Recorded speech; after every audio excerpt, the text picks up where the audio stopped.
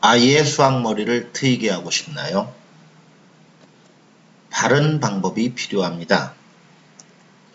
노력하는 성실한 아이, 머리가 좋은 아이,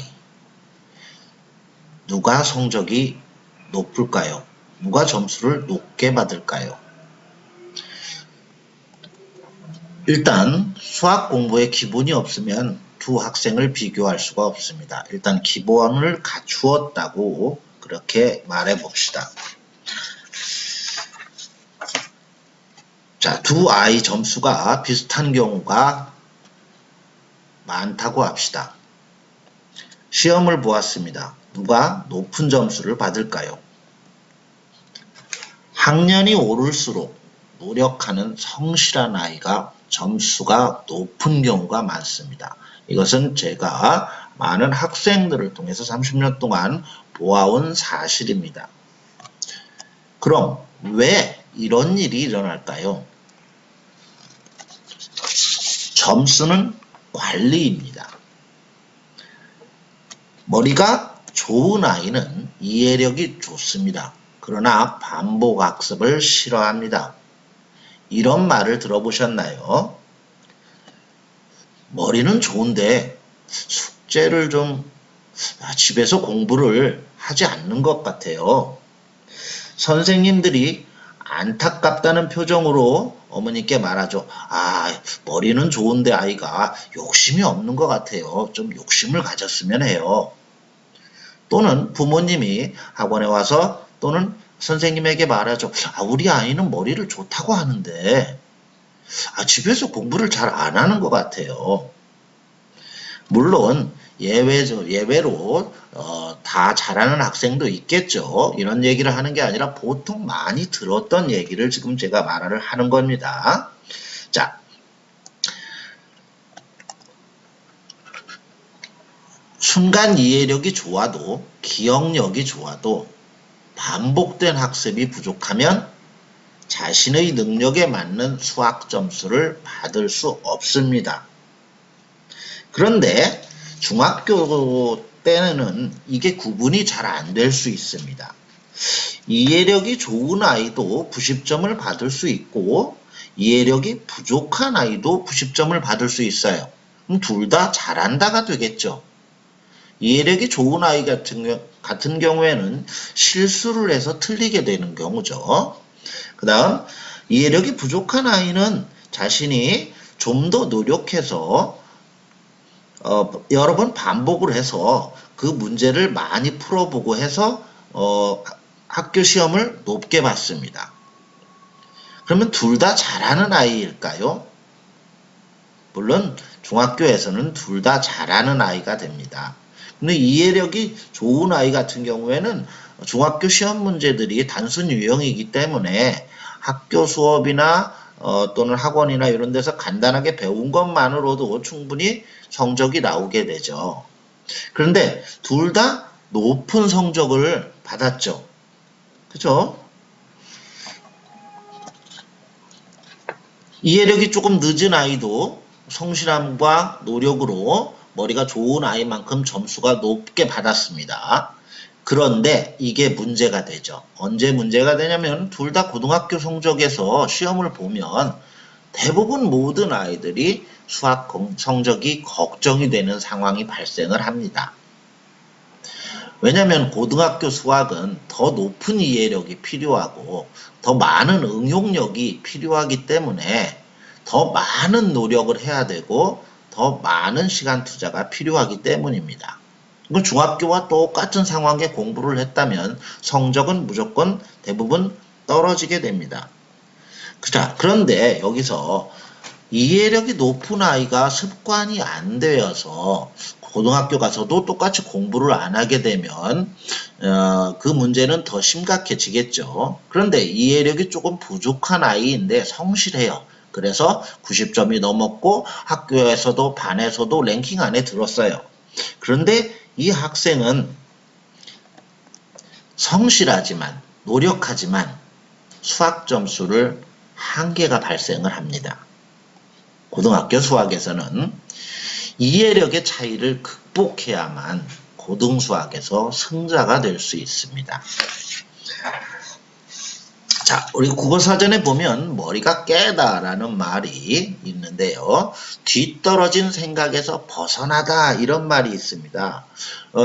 자연스럽게 우리가 생각해 볼 수 있는 게 부모님들도 알 수 있는데 학교 다니다 보면은 예전에 과거를 생각해 보세요.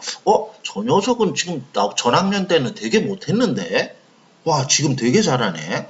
중학교 때는 못했는데 고등학교 성적이 엄청 올랐네.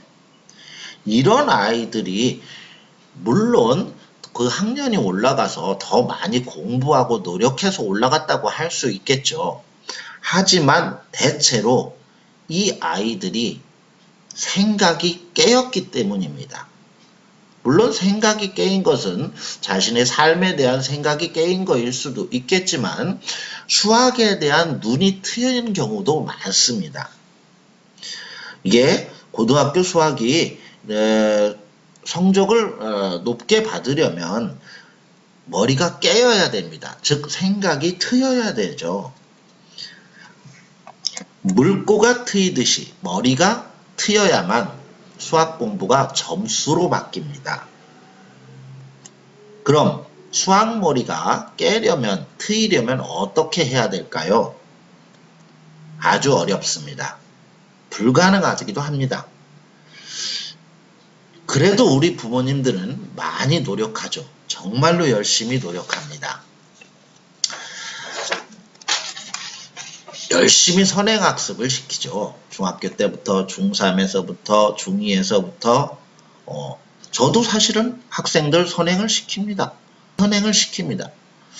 미리미리 배우고 엄청난 양의 문제를 풀고 그리고 개념도 반복하고 유형도 심화도 반복을 하죠. 그렇죠? 이런 물리적인 투자를 정말 열심히 하십니다. 또 좋은 선생님도 찾아보죠. 그리고 이렇게 학부모님들끼리 정보를 교환해서 학원도 옮기게 되고 과외도 시켜보고 다양하게 하는데 이건 물리적인 방법이죠. 그렇죠? 근데 가장 중요한 한 가지가 있습니다. 뭡니까? 이 모든 공부를 하는 학생, 그 아이가 수학 공부에 눈이 트여야 하죠. 우리가 혼자서 공부하는 아이들이 있습니다. 그리고 성공하는 아이들도 있죠. 그런 아이들 같은 경우에는 대다수가 수학을 이해하는 눈을 스스로 깨우친 아이들입니다. 1타 강사가 모든 학년에 모든 수학 문제를 다 잘 풀어줄 수는 없습니다. 실제로 학원 강사가 수업을 해주는 것은 일부 유형의 문제만을 해주는 것이죠. 결과적으로 누군가의 강의는 수동적으로 배우는 수학 공부는 순서대로 요리하는 밀키트 조리법을 배우는 것과 같습니다. 재료를 파악하고 맛의 비밀을 깨우치는 학습, 그게 필요합니다. 개념을 공부하는 눈, 공식을 바라보는 눈, 문제를 파악하는 눈, 거기에 노력과 성실, 그리고 끈기가 더 필요합니다. 물론 여기에 아주 중요한 한 가지가 더 있는데 고등수학에선 도전정신이 필요합니다. 혹시 그런 경험을 학교 다닐 때 해보시지 않았나요? 이 문제 딱 보는 순간 문제의 길고 이거 딱 보니까 복잡해 보여. 이건 내가 못 푸는 거야? 이런 생각을 해보셨나요? 그런데 실제로는 아무리 긴 문제들이 어떻게 보면 긴 문제들이 복잡해 보이는 문제가 개념을 잘 접근하면 아주 쉽게 풀리는 경우가 고등학교 수학엔 굉장히 많습니다. 그럼 왜 문제를 못 풀었냐면 도전하지 않아서죠. 일단 포기합니다. 모른다라고 생각해서. 도전 정신이 아주 중요합니다. 이건 누가 가져야 되겠습니까? 학생 스스로 깨우쳐야죠. 그걸 본인이 느끼고 본인이 실천해야 됩니다. 고등 수학은 실력이 되려면 수학 공부에 눈을 가져야 합니다. 수학 공부에 눈을 가져야 고등수학의 실력이 생겨납니다. 스스로 깨우치는 공부를 할 때 수학 문제를 푸는 방법을 스스로 그릴 수 있습니다.